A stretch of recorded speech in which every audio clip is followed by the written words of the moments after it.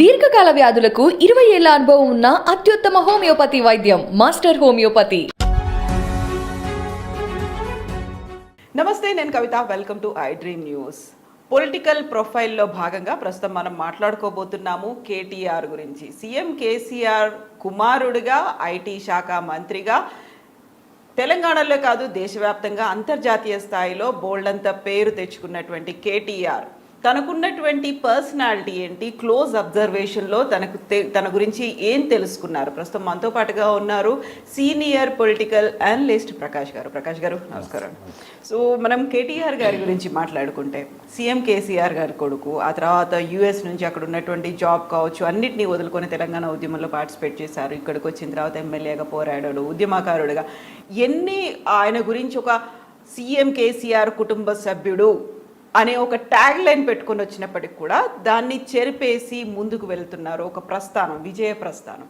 But ఇవన్నీ అందరికీ తెలుసు. బట్ ఆయనలో డిఫరెంట్ పర్సనాలిటీస్ అనేవి ఉంటాయి, కొన్ని లక్షణాలు ఉంటాయి, బలాలు, బలహీనతలు. ఎలక్షన్స్ టైం కాబట్టి ఇది ఒక కొత్త ప్రయత్నం లాగా అనుకుంటున్నాం. దానికి you are the ideal person అనిపించింది. మీ దృష్టిలో కేటీఆర్ ఎలా ఉంటారో, అసలు ఎవరైనా? అంటే వాస్తవంగా మేము ఉద్యమాన్ని ప్రారంభించినప్పుడు కేసీఆర్ గారు బహిరంగంగానే మీటింగ్లలో చెప్పేవాడు, మియా బీబీ మేమిద్దరమే, మా పిల్లలు అమెరికాలో ఉన్నారు, వాళ్ళు ఇక్కడ రారు, వాళ్ళు మంచి చదువులు చదివి మంచి ఉద్యోగాలు చేస్తారు, కాబట్టి మాకెవరు ఈ వారసులు రాజకీయాల్లోకి వచ్చే హెడేక్స్ ఉండవు అన్నాడు. బట్ దీన్నే అందరు కూడా ఎత్తి చూపుతారు ప్రతిసారి. అంటే వాళ్ళు ఎట్లా వచ్చారు అనేది ముందు మనం డిస్కస్ చేస్తే బాగుంటుంది. సో 2006లో అంటే మధ్యలో వాళ్ళు వచ్చిపోతుండేవారు. తర్వాత చాలా కాలం కేటీఆర్ గారు బాంబే హెడ్ క్వార్టర్గా ఉంటూ ఎక్కువ ఢిల్లీలో వచ్చిపోతుండేవాడు. ఆసియా పసిఫిక్ నేషన్స్కి ఒక కంపెనీకి ఆయన ఉన్నతమైన స్థానంలో ఉండేవాడు. కవిత గారు కూడా వివాహం కంటే ముందు ఆమె కంప్లీట్గా అమెరికాలోనే ఉన్నారు, 1-2 సార్లు వచ్చారు. బట్ పెళ్ళైన తర్వాత ఆమె ఇక్కడ నిజామాబాద్ సంబంధించిన సంబంధం, తర్వాత ఇక్కడికి ఆమె షిఫ్ట్ అయ్యారు. 2006-2007 ఆ ప్రాంతమే. వాళ్ళిద్దరి పెళ్ళిళ్ళు కూడా 2003-2004 ఆ ప్రాంతంలో అయినాయి. సో వాళ్ళు ఎప్పుడు వచ్చినా కూడా మాతో చాలా క్లోజ్గా విషయాలు తెలుసుకుంటూ ఉండేవాళ్ళు, ఏం జరుగుతుంది ఏంది అని. అది టీఆర్ఎస్ పార్టీ ఆవిర్భావం ఆ టైంలో, అంటే ఆవిర్భావం తర్వాత కూడా దాదాపు 2006 వరకు కూడా కేటీఆర్ గారు అక్కడ ఢిల్లీలో కేసీఆర్ గారు మంత్రిగా ఉన్నప్పుడు, లేబర్ మినిస్టర్గా ఉన్నప్పుడు నేను దాదాపుగా ఆ టర్మ్ అంతా ఆయనతోనే ఉన్నాను అక్కడ, అదే ఇంట్లో ఉండేవాడిని. కానీ ఎప్పుడు ఆయన ల్యాప్టాప్, ఆయన పనులు, ఆయన కంప్యూటరు ఇవే చూసుకుంటూ ఉండేవాడు.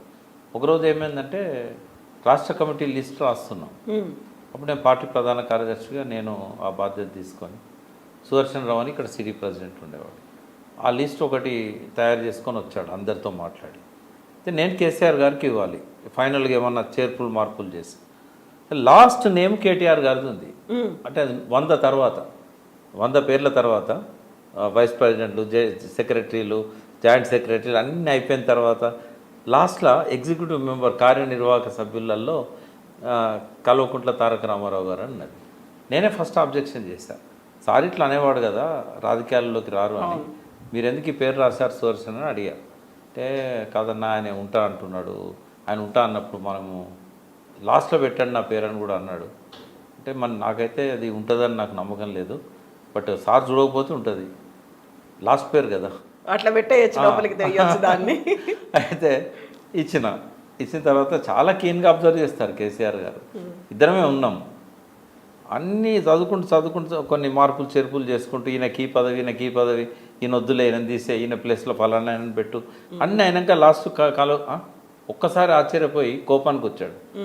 ఏంది ఎవరు తమాషా అవుతుందా, ఎందుకు ఈ పేరు పెట్టిళ్ళు, వాడికి ఇప్పుడే ఏమైనా వయసు అయిపోయిందట, అవసరమా రాజకీయాలు, చేసుకునే పని చక్కగా చేసుకోవచ్చు కదా. బాగా కోపానికి వచ్చిండు. ఫార్చునేట్లీ ఎవ్వరు లేరు, నేను ఒక్కనే ఉన్నాను అక్కడ. తర్వాత నేను అన్నా, మరి తను ఉంటానని అన్నాడని చెప్పి సుదర్శన్ చెప్పిండంటే, ఏడు సుదర్శన్ బిల్లు మొన్న మధ్యనే కరోనాలో చనిపోయాడు సుదర్శన్ రావు. అయితే ఆయన కోప్పడ్డాడు, బాగా కోప్పడి చెప్పు కొట్టేస్తున్నా అని చెప్పి రెడ్ పెన్తోనే తీసేశాడు. ఇది 2006 అంతే, మినిస్టర్ ఉన్నది 6లోనే ఆ టైం ఇది. తర్వాత 7లోకి వచ్చేసరికి రిజైన్ చేశాడు కేసీఆర్ గారు, అక్కడ మంత్రిగా రిజైన్ చేశాడు. రిజైన్ చేసి మళ్ళీ రోడ్డు మీదకి వచ్చి ఉద్యమాలు మొదలుపెట్టాడు. సిద్దిపేట శంకరరావు అని ఇవన్నీ సభలు ఇవన్నీ స్టార్ట్ అయినాక అప్పుడు కేటీఆర్ ఏమన్నాడంటే మీరు ఇంత కష్టపడుతున్నారు, ఒక తెలంగాణ పౌరునిగా నాకు కూడా కన్సర్న్ ఉంటుంది కదా, అందరేమో ఈ నేల విముక్తి కోసం ఉద్యమాలు చేస్తూ ఉంటే నేను ఉద్యోగం చేసుకుంటూ కూర్చోవన్నా, మీ కొడుకైనంత మాత్రం నాకు అర్హత లేదా అన్నట్టుగా ఆయన మాతో అంటే నేరుగా ఆయనతో మాట్లాడకపోవచ్చు, అయితే ఇక మేము ఈ విషయాలని చెప్పి ఆయనకు కూడా రావాలని ఉంది ఉద్యమంలోకి. ఈ ఉద్యోగం అంత అవసరమా ఇప్పుడు, ఒక పార్టీ కదా ఇది, ఎన్నో వేల మంది కార్యకర్తలను మనం భరిస్తున్నాం వస్తే అంటే మనం ఇదివరకు ఇట్లా అన్నాం కదా, అంటే పాలిటిక్స్లో ఇవన్నీ మామూలే కదా, ఈ ఆయనకు అనర్హత అదేమన్నా ప్రజాస్వామ్యంలో. కాబట్టి నేను కూడా ఆయనతో గట్టిగా చెప్పినాను, ఆ విషయం కేటీఆర్ తెలియదు, ఫస్ట్ టైం మీకు ముందు చెప్తున్నాను. ఆయన రావడాన్ని వెల్కమ్ చేసిన వాళ్ళలో నేను ఒకరిని, ఎందుకంటే అద్భుతమైన క్వాలిటీస్ని మేము చూసాం ఆయన లోపల. రెండవది, ఆనాటి పార్టీలు ఫ్యూడల్ అవుట్లుక్తో నడిచాయి, ఈనాటి పార్టీలు కార్పొరేట్ స్టైల్లో నడపాలి, ఆ బలహీనత టీఆర్ఎస్లో ఉండేది. ఇక్కడ కూడా అదే ఫ్యూడల్ మనస్తత్వంతో పార్టీ వ్యవస్థ ఏర్పడ్డది కాదు, ఇది కొంచెం మన ఆధునిక పద్ధతిలో ఆయన చాలా దేశాలు తిరిగినవాడు, చాలా అనుభవాలు ఉన్న వ్యక్తి, సో మనకుంటే చాలా బెనిఫిట్ అన్నట్టుగా నేను. కవితకు మాత్రం అవకాశం దక్కలేదు పార్టీలోకి రావడానికి. ఆమె ఏం చేసిందంటే తనే స్వయంగా ఒక లీడర్గా ఎదగడానికి తెలంగాణ జాగృతి పెట్టుకుంది. ఆమెకున్న అడ్వాంటేజ్ ఏంటంటే జాగృతి చాలా తొందరగా రావడానికి ఒకటి ఎత్తుకున్న నినాదం, కేసీఆర్కి ఎట్లయితే తెలంగాణ నినాదం తోడైందో దాదాపు 90% కేసీఆర్ గారు ఇవాళ ఒక గొప్ప నాయకుడిగా పేరు తెచ్చుకున్నాడంటే నినాదమే. తెలంగాణ మైనస్ కేసీఆర్ అంటే ఆ రోజుల్లో ఎక్కువ మందికి తెలిసిన వ్యక్తి కాదు కేసీఆర్ గారు. ఆ మంత్రిగా ఉన్నా డిప్యూటీ స్పీకర్గా ఉన్నా కూడా ఒక మెదక్ తప్ప బయట ఎక్కడ ప్రజలతో సంబంధం లేని వ్యక్తి. తెలంగాణ నినాదం ఆయనకు తోడైంది. ఇక్కడ కవిత గారికి బతుకమ్మ జాగృతి ఆమెకు తోడైంది. అట్లా ఆమె ఆ రకంగా వచ్చి ఆమె ఇందులోకి వచ్చారు. బట్ ఏదైతే ఇద్దరు కూడా తమ గొప్ప ప్రతిభను తెలంగాణకు జోడించారు. ఉద్యమాలలో వాళ్ళు కూడా అరెస్ట్ అయ్యారు, చాలా కేసులు వాళ్ళ మీద కూడా అయినాయి. అయితే ఆ రకంగా పునాది అనేది కేసీఆర్ కొడుగ్గా అనేదానికంటే తను ఒక ఉద్యమకారునిగానే ఆయన పునాదిని క్రియేట్ చేసుకున్నాడు. సరే, అట్లా పునాది క్రియేట్ చేసుకున్న వాళ్ళందరికీ ఎమ్మెల్యే టికెట్లు దక్కినాయా అంటే ఖచ్చితంగా ఒక కొడుకుగానే ఆయన టికెట్ వచ్చిందని నేను చెప్పగలుగుతా. కానీ ఆ కొడుకుగా వచ్చిన టికెట్ 171 ఓట్ల మెజారిటీ తెస్తే 1 ఇయర్ లోపల తెలంగాణ కోసం రాజీనామా చేసి 2010 ఆగస్టులో మళ్ళీ ఎన్నికలకు పోయినప్పుడు భారీ మెజారిటీ వేలల్లో వచ్చింది. అంటే ఆయన ప్రూవ్ చేసుకోగలిగాడు, అత్యంత తక్కువ సమయంలో ప్రూవ్ చేసుకోగలిగాడు. ఆయన బలం ఏంటంటే ఏ విషయాన్నైనా చాలా ఫాస్ట్గా గ్రహించడం, దాన్ని తనదైన భాషలో అట్రాక్టివ్గా చెప్పగలగడం, మంచి ఇంగ్లీషే కాదు మంచి తెలుగు, మంచి యాక్సెంట్, అద్భుతమైన పదాలను తెలుగులో పలికించగలుగుతాడు ఆయన. నేను ఆశ్చర్యపోతుంటా చాలాసార్లు. సో అటువంటి మా అందరి దగ్గర నుంచి కూడా ఆయన నాలెడ్జ్ తీసుకున్నాడు పరోక్షంగా. ఇక అక్కడ ఉన్న రోజులు ఇక్కడ టీవీ ఛానళ్ళలో చర్చలు చూసేవాడట. ఆయన రాగానే అన్నాడు, అంకుల్ అంటాడు, అంకుల్ మీరు ప్రతి విషయం మీద మాట్లాడగలుగుతారు, మాకు కూడా మీలాగా అవగాహన రావాలంటే ఏం చేయాలని 2006లో అడిగాడు. చెప్పాను, మీరైతే ఫాలో అవుతుండండి, ఏదైనా మీకు తెలియదు ఉంటే అడగండి, జయశంకర్ అంకుల్ ఉన్నాడు, మేమున్నాం చెప్పి అట్లా ఆయన జయశంకర్ గారితోనే ఎక్కువ ఇంటరాక్ట్ అయ్యాడు.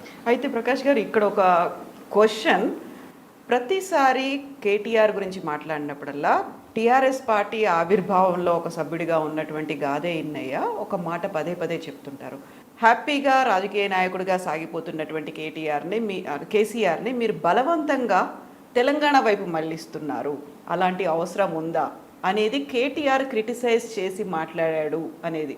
ఆయన అమెరికాలో ఉన్నాడు, ఇక్కడ ఈయన రాజకీయ జీవితం ఇలా గడిచిపోతుంది, ఎందుకని తెలంగాణ అనేది తీసుకొచ్చి ఇప్పుడు మళ్ళీ ఒక స్ట్రెస్ టెన్షన్కి very very very beginning days అమ్మా. ఇన్నయ్య గారు మాతో ఉన్నది ఎన్ని రోజులు, ఆయన మా ఉద్యమంలో పార్టీ పెట్టడానికంటే ఒక 7-8 నెలల ముందు నుంచి కేసీఆర్ గారితో నేను ఆయనే మధుసూనాచారి మేమంతా కంటిన్యూగా కొనసాగినాం.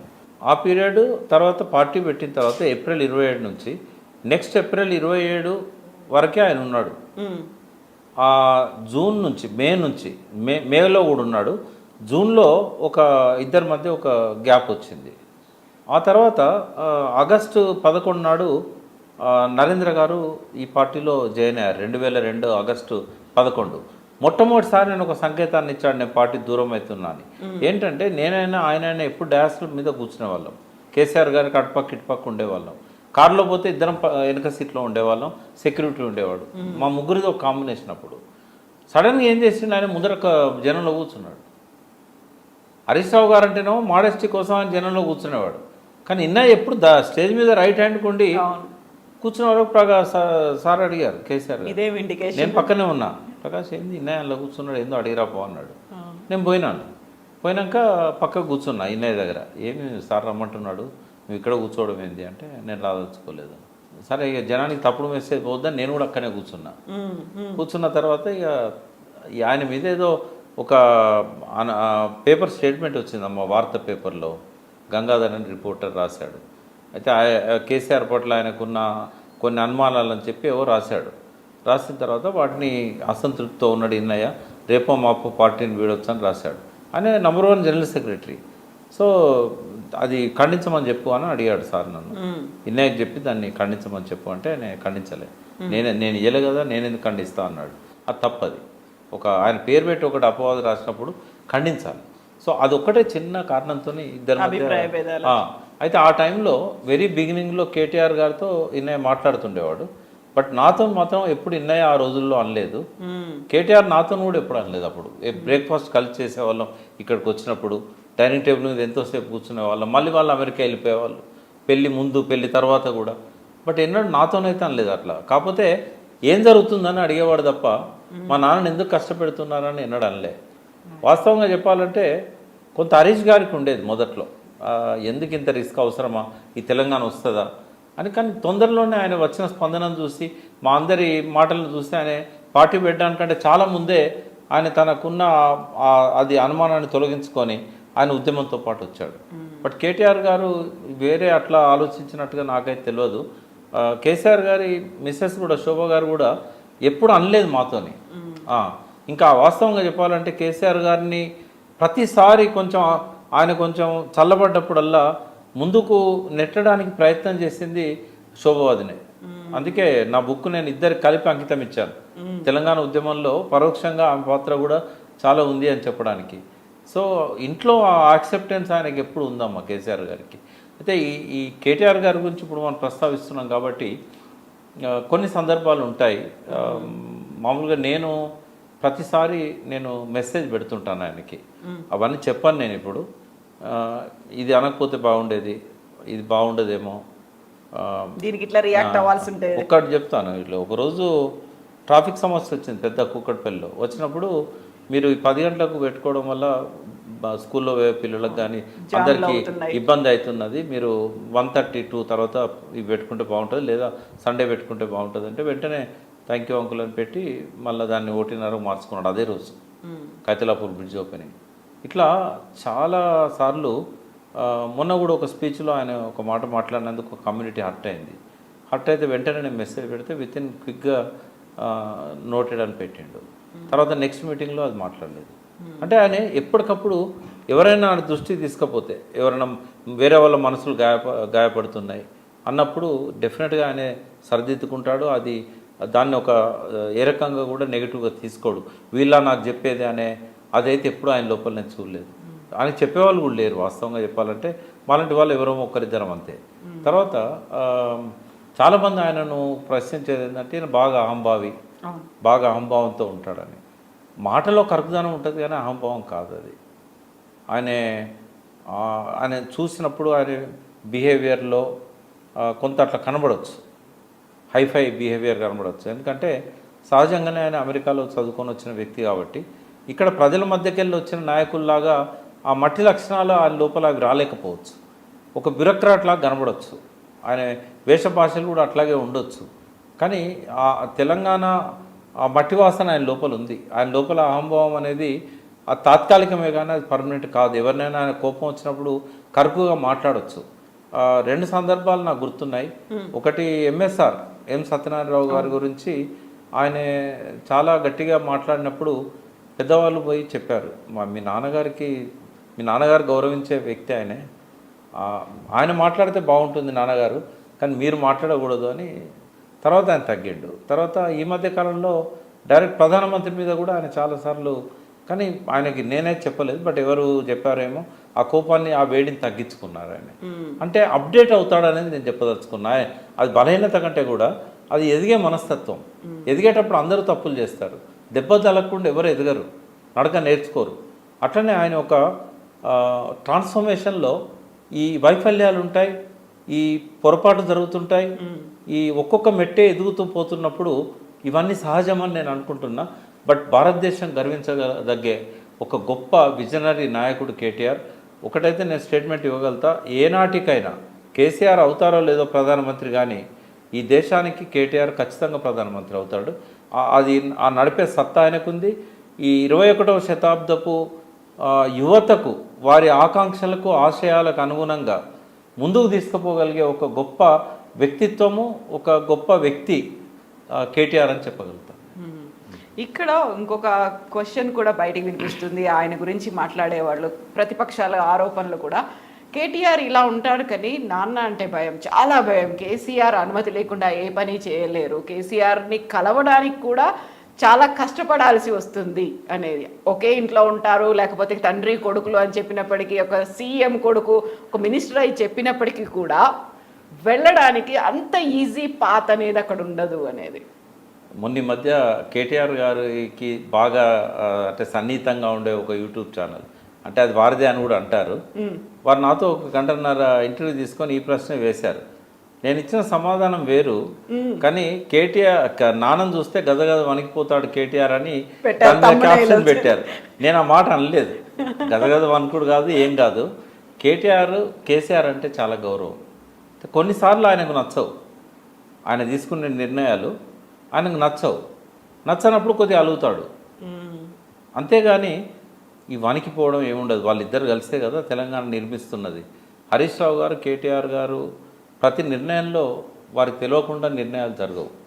కేసీఆర్ గారు వాళ్ళతో సంప్రదించినాకనే, వాళ్ళతో పాటుగా పార్టీలో ఉన్న ఇంకా కొందరు ముఖ్య నాయకులు ఉన్నారు, మంత్రివర్గంలో ఉన్న వాళ్ళు కావచ్చు, పార్టీలో పదవులలో ఉన్నతమైన పదవుల్లో ఉన్న వాళ్ళు కావచ్చు, వీళ్ళందరూ చర్చలలో వాళ్ళు భాగస్వాములు అవుతారు. చాలాసార్లు ఏమైందంటే ఒంటరిగానే కేసీఆర్ గారు నిర్ణయం తీసుకుంటాడు, కానీ తీసుకున్నట్టు చెప్పకుండా వీళ్ళ మధ్య చర్చకు పెడతాడు. అప్పుడు మామదేవుడు ఉద్యమకాలంలో పెట్టేవాడు.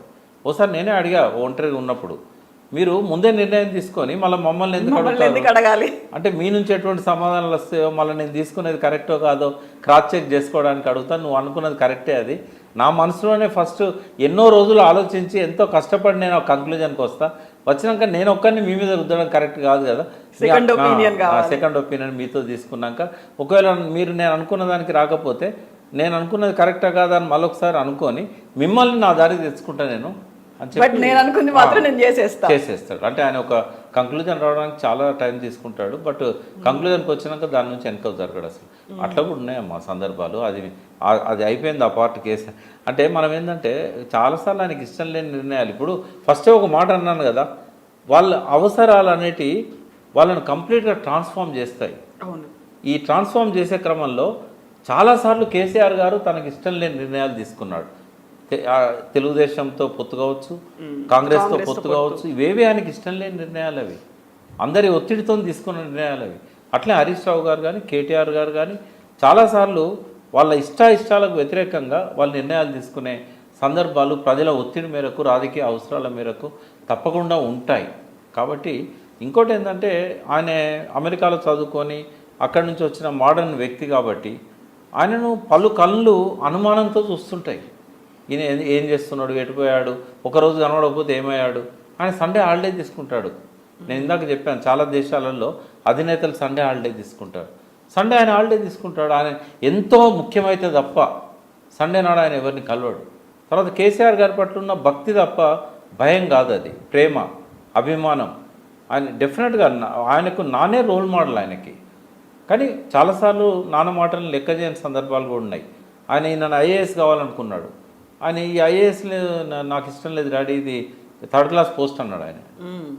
ఏది ఆయన డిగ్రీ అయిపోయాక సివిల్ సర్వీసెస్ రాయమంటే 3rd క్లాస్ జాబ్ అన్నాడు ఆయన. కేసీఆర్ గారు ఎన్నోసార్లు మాతో షేర్ చేసుకున్నాడు. అంటే ఒక గొప్ప విజన్ ఉన్న వ్యక్తికి ఐఏఎస్లు ఇవన్నీ చిన్నగా కనబడతాయి. ఆయనకు ఆ విజన్ ఉంది కాబట్టి ఇవాళ 100ల మంది ఐఏఎస్లు ఆయన కింద పనిచేస్తున్నారు. తానే ఒక్కడే నడిపిస్తున్నాడు కదా చాలా శాఖల్ని. అన్నిట్లో కూడా ఆయనకు మంచి పేరు వస్తున్నది కదా. ఆయన ఐటీ ఉన్నా, అర్బన్ డెవలప్మెంట్ ఉన్నా, మున్సిపల్ అడ్మినిస్ట్రేషన్ ఉన్నా చూడండి, అంతకుముందు వరదలకు ఇప్పటి వరదలకు ఎంతో కంట్రోల్ చేయగలిగాడు. ఆయన బాగా లోతుగా ఆలోచిస్తాడు, కష్టపడతాడు, తిరుగుతాడు, రాత్రింబవల్లో అధికారులతో సమీక్షలు జరుపుతాడు, తనకున్న నాలెడ్జ్ని దానికి జోడిస్తాడు, అవసరమైతే తెలుసుకుంటాడు, ప్రపంచం అంతా తిరుగుతాడు, వరల్డ్ ఎకనామిక్ సమ్మిట్ ఎంత పనున్నా మిస్గాడు, పెట్టుబడులు తెస్తాడు. తర్వాత ఆయనకు అవసరం ఉన్నా లేకున్నా పెద్దవాళ్ళతో స్నేహము, పెద్దవాళ్ళతో కలిసి ఉండడం వల్ల చాలా విషయాలు తెలుస్తూ ఉంటాయి. ఇవన్నీ కూడా సరే. ఇక ఇంకా ఏమైనా వ్యక్తిగతంగా ఉంటే నేనైతే ఆయనకంటే చాలా ఎల్డర్. వాళ్ళ నాన్నకు ఆల్మోస్ట్ నాకు కేసీఆర్ గారికి 2-3 ఇయర్సే తేడా. కాబట్టి ఆ కాంటెంపరీ కాదు. కాబట్టి నేను ఎంత లోతుగా ఆయన వ్యక్తిగత విషయాల్లోకి పోలేదు. ఇప్పుడు మీరు ప్రధానమంత్రి అయ్యేటువంటి అర్హతలు ఉన్నాయి అనుకున్నప్పుడు సీఎం ఎప్పుడు అవుతారు అనేది నెక్స్ట్. ఇప్పుడు సీఎం కేసీఆర్ 3rd టైం మళ్ళీ గెలిచిన తర్వాత ఇక్కడ మళ్ళీ ప్రభుత్వం ఏర్పాటు చేసిన తర్వాత కేంద్ర రాజకీయాలకు వెళ్ళిపోతారు. అప్పుడు కేటీఆర్నే సీఎం చేస్తారు. ప్రతి ఒక్కరు కేటీఆర్ ఎప్పుడు సీఎం అవుతాడు అనే ఒక క్వశ్చన్ మార్కుతో ఒక సంతకమే తప్ప తేడా ఏముందమ్మా. ఇప్పుడు ఆయన ఏ నిర్ణయం ఏ శాఖలో కావాలన్నా ఆ మంత్రిని సంప్రదించి తీసుకోగలిగే శక్తి ఆయనకు ఉంది. ఏ నిర్ణయం తీసుకున్నా కేసీఆర్ గారికి చెప్పకుండా తీసుకోడు. అంటే సీఎం పదవిలో కేసీఆర్ గారు ఉన్నా కూడా ఇప్పుడు ఆయన ఇక్కడ వర్కింగ్ ప్రెసిడెంట్గా ఉండి ఒక 3-4 ముఖ్యమైన శాఖలకు మంత్రిగా ఉన్నా కూడా ఆయనకు సీఎం అయితేనే అదనంగా ఏదో చేయగలుగుతా, సీఎం కాకపోతే నేను చేయలేకపోతున్నా అనే ఫీలింగ్ ఆయనకు లేదు, మాలాంటి వాళ్ళకు కూడా లేదు. ఒకవేళ ఆయన సీఎం అయి కేసీఆర్ గారు పార్టీ అధ్యక్షుడు ఉన్నా, కేంద్ర మంత్రిగా ఉన్నా కూడా సేమ్ డిఫరెన్స్ అంతే ఉంటుంది. అప్పుడైనా కేసీఆర్ గారు ఆయన ఇచ్చిన ఆదేశాలు పాటించాల్సిందే కదా. కాబట్టి ప్రజల దృష్టిలో అంటే అది నామినలే. ఆయనకు ముఖ్యమంత్రి అనేది ఒక నామినల్. ఇప్పుడు ఆయన ముఖ్యమంత్రి కంటే ఏమీ తక్కువ కాదు అనేది నేను అంటాను. అది ఎస్ అండి. Thank you so much Prakash garu. Thank you అండి.